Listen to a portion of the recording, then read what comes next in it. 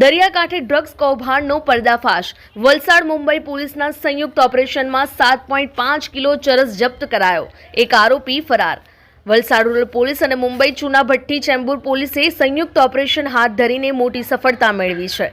પોલીસે હિંગરાજ વિસ્તારમાંથી 7.5 કિલો ચરસનો જથ્થો જપ્ત કર્યો છે। આ કેસની શરૂઆત મુંબઈની ચૂનાભટ્ટી ચેમ્બુર પોલીસે રહીમ શેખની ધરપકડથી થઈ હતી। પૂછપરછમાં તેણે વલસાડના ભાગલ ગામના નીતિન ટંડેલ પાસેથી ચરસ મેળવ્યાની કબૂલાત કરી હતી। આ માહિતીના આધારે મુંબઈ પોલીસે વલસાડ એસપી ડોક્ટર કરણરાજ વાઘેલા અને વલસાડ રૂરલ પીઆઈ ભાવિક જીતિયાનો સંપર્ક કર્યો હતો। નીતિન ટંડેલની પૂછપરછમાં જાણવા મળ્યું કે હિંગરાજના માછીમાર રાજ ટંડેલ પાસેથી તે ચરસના પેકેટ મેળવતો હતો।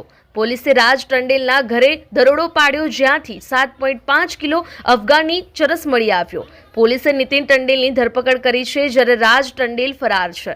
તપાસમાં એ પણ બહાર આવ્યું છે કે આ ચરસ